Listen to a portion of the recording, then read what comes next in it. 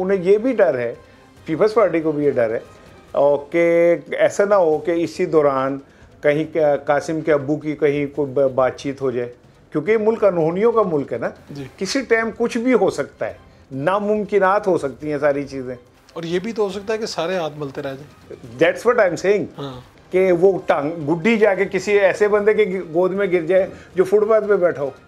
तो क्या कहा जा रहा है, एक बाज़गश्त है, वज़ीर दाखिला ने भी कहा कि सियासी आदमी होना चाहिए, सियासतदान होना चाहिए वज़ीर आज़म, निगरान वज़ीर आज़म। आपने तो बहुत से इलेक्शन भी देखे, तो क्या इससे पहले कोई मिसाल मिलती है ऐसी कि कोई कैबिनेट में मौजूद फ़र्द ही निगरान वज़ीर आज़म बना दिया? अच्छा नहीं, ये जो ये नैरेटिव है ना कि सियासतदान ही होना चाहिए, ये तो खुद मेरी बात को साबित करता है कि इन्हें शक है कि कोई बंदा ऐसा आएगा जो अदर देन पॉलिटिक्स होगा, और मेरे जो वो हैं उसमें कोई मईशतदान आएगा, और वो मईशतदान आके और जो IMF से मुआहदे हुए हैं उनको की कंटिन्यूटी और उनके ऊपर अमल यकीनी बनाएगा।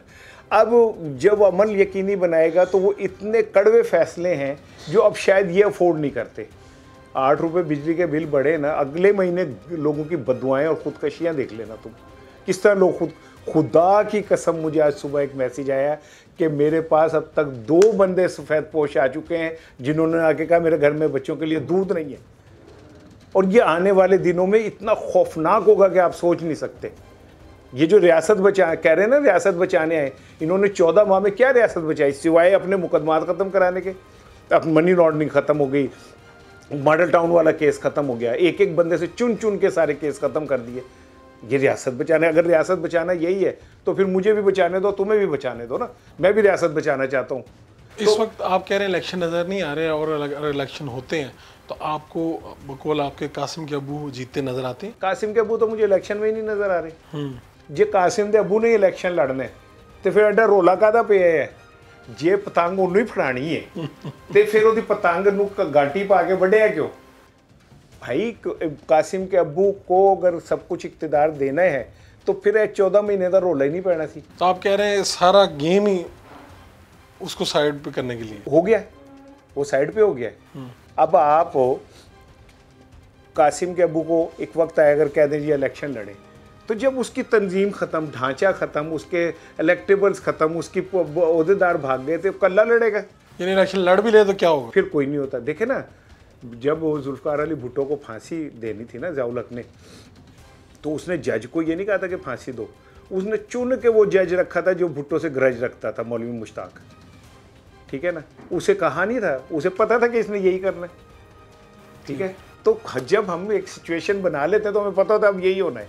तो कासिम के अब्बू तो कहीं नज़र नहीं आ रहे इलेक्शन के अंदर, इलेक्शन इन्हीं के दरमियान है, लेकिन इनके दरमियान भी बड़ी शदीद फुट पई हुई है। नवाज शरीफ ने एक पत्ता खेला इस्तेकाम पाकिस्तान पार्टी बना के, ठीक है। होना ये था कि अगर इस्तेकाम पाकिस्तान पार्टी ना बनती तो नवाज शरीफ के टिकट होल्डर्स के बाद जो लोग बचते उन्होंने कहीं न जाना था। PTI थी नहीं, पीपल्स पार्टी मजबूत थी, उन्हें यह था कि अब ये बंदे हमारी तरफ आएंगे, हम पंजाब से एक अच्छा रिजल्ट ले लेंगे। इन्होंने इस्तेकाम पार्टी आ गई। यानी आप कहते हैं इस्तेकाम पाकिस्तान पार्टी के पीछे नवाज शरीफ है? फ़ायदा तो नवाज शरीफ को है, ठीक, मैं ये नहीं कहता, लेकिन फ़ायदा तो नवाज शरीफ को है ना। उन्होंने क्या किया, उन्होंने जवाब के तौर पे KPK में खटक को आगे कर दिया। खटक पीपल्स पार्टी का पुराना बंदा है, यानी KPK में मौलाना फजलुर रहमान का रास्ता रुक गया, जो PTI से बंदे जाने थे उधर आने थे वो उसमें चले जाएंगे। नवाज शरीफ को जो स्पेस मिलनी थी वो उसने वैक्यूम वो फिल कर दिया। तो इनकी आपस में भी एक चपकलिश और जंग जारी है। आपको क्या लगता है कि अब जो हालात हैं इसके एक मंजर ऐसा भी आया था पाकिस्तान में कि जब नवाज शरीफ की ज़ाहिर राय पर आज़ादी सल्ब की जा रही थी, पाबंदी आ रही थी, तो तब कुछ सहाफ़ी गए थे। हाँ जी, आपको आपके इल्म में? मेरे इल्म में है। तो क्या लगता है कि आपको अब भी कहीं पे कासिम के अबू पे भी कोई ये है पाबंदी कि आप उनका नाम नहीं दिखा सकते, नहीं बता पाते, तो अब भी कोई ज़रूरत है कि सहाफ़ी उठ के जाएँ और किसी कोर्ट में जाके ये फरियाद करें? और कहीं ये आपको क्या लगता है? एक गांव में ना औरतें अपने शौहर का नाम नहीं लेती थी, तो एक औरत का बिया का नाम था मक्खन खान, तो वो लस्सी बलो रही थी तो वो ऊपर मक्खन आ गया, तो उसके बेटे ने कहा अम्मी जी ए की है, तो उन्होंने कहा ਤੁਹਾਡੇ अबू तैरंडे ने, ठीक है ना। तो भाई आप क्या नाम बदलने से हकीकत बदल जाती है? बात ये कि इससे ज़्यादा अहमकाना कोई बात हो सकती है?